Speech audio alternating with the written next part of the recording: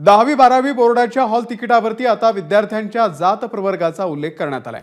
Hall तिकिटावरती जात प्रवर्गाचा उल्लेख केल्यानं शिक्षण तज्ञ आणि शिक्षकांनी बोर्डाच्या निर्णयावरती प्रश्न उपस्थित केलेले आहेत। यावर बोर्डानेही अजब स्पष्टीकरण दिलंय। शाळेमध्ये विद्यार्थ्यांच्या जातीची नेमकी काय नोंद झाली आहे हे पालकांना आणि विद्यार्थ्यांना कळावं यासाठी जात प्रवर्गाचा रकाना हा असल्याचं बोर्डाचं म्हणणं आहे। विशेष म्हणजे एकीकडे शाळेच्या दाखल्यावरून जातीची नोंद हटवण्याची मागणी होत असताना दुसरीकडे बोर्ड मात्र हॉल तिकिटावरती जातीचा उल्लेख का करतंय असा सवाल विचारला जातोय।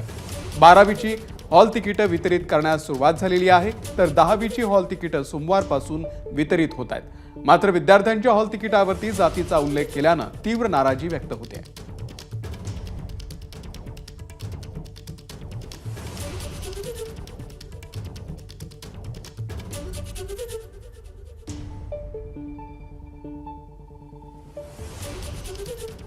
विद्यार्थ्याची आयडेंटिटी आपण खऱ्या अर्थानं परीक्षेमध्ये झाकतो, जेणेकरून परीक्षकाच्या मनामध्ये कुठल्याही प्रकारचा बायस निर्माण होणार नाही यासाठी नंबरवर सुद्धा स्टिकर झाकलं जातं। आणि इथे तुम्ही परीक्षेच्या हॉलमध्ये विद्यार्थ्याची जात कोणती आहे ही सरळ सरळ जाहीर करता, हे अत्यंत चुकीचं आहे। दाखल्यावर जात असताना पुन्हा हॉल तिकीटवर जात प्रवर्ग टाकण्याची कुठलीही गरज नव्हती। महाराष्ट्रामध्ये आज जात या विषयावर वातावरण अत्यंत भयानक झालेलं आहे।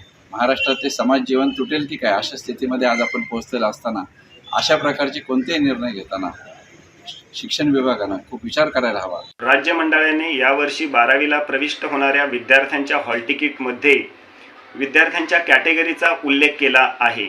अशा कॅटेगरी यापूर्वी कधीही उल्लेख केला गेला नव्हता हॉल तिकीटमध्ये, परंतु यावर्षी हा उल्लेख झाला आहे। यामागची बोर्डाची भूमिका काय आहे ही गोष्ट आतापर्यंत शिक्षकांनाही समजलेली नाही किंवा शिक्षक संघटनांनाही विश्वासात घेतले गेले नाही। या गोष्टीबद्दल संभ्रमाचे वातावरण आहे। नेमकं या बाबतीमध्ये मंडळाची भूमिका काय आहे ती मंडळाने स्पष्ट करावी।